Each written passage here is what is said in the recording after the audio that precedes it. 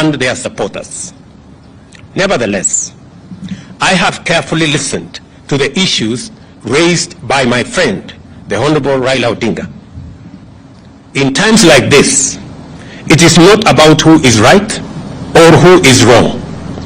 Like Winston Churchill said, I dare say, and I quote, "Courage is what it takes to stand up and speak, but it is also what it takes to sit down and listen."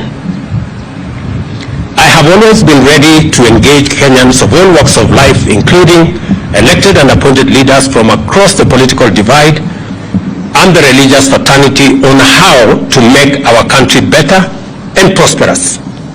And in the last 6 months, I have talked to many religious leaders. I have talked to many elected leaders from across the political divide. My door still remains open for honest, objective, and sincere deliberations based on the rule of law and the Constitution.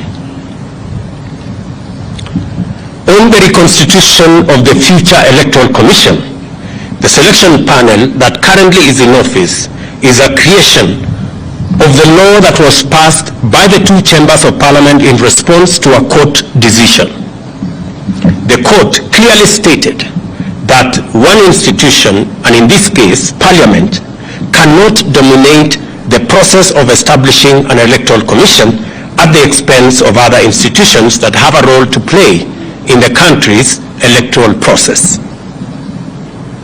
However, considering the matters raised by our friends in the opposition, I suggest a bipartisan engagement in Parliament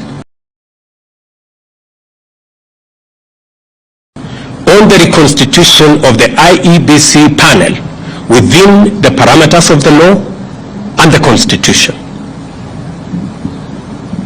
In any case, as a Democrat and guided by the Constitution, I, on the 9th of December 2022, sent a memorandum to the Speakers of the National Assembly and Senate requesting the purposive intervention on implementation of the 2/3 gender rule, entrenchment in the Constitution of the Constituency Development Fund, Senate oversight and national gender affirmative action funds, establishment of the position of the Leader of Opposition, and the improvement of parliamentary oversight of the executive.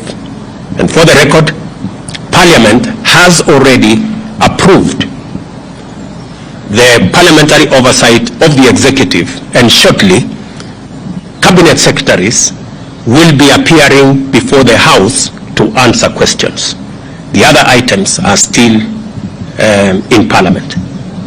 The IEBC selection panel and the future process of recruitment of its commissioners could as well be part of a conversation leading to constitutionally and legally binding proposals through a bipartisan parliamentary process.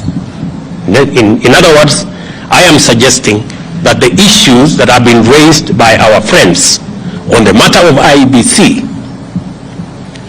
my suggestion is that this matter can be handled in Parliament by a bipartisan parliamentary process so that we can agree on what it is they have an issue with, and we can adjust as is agreed and as necessary. And therefore, in these circumstances, and in view of the recent events that led to loss of life and destruction of property in the demonstrations that have occasioned in our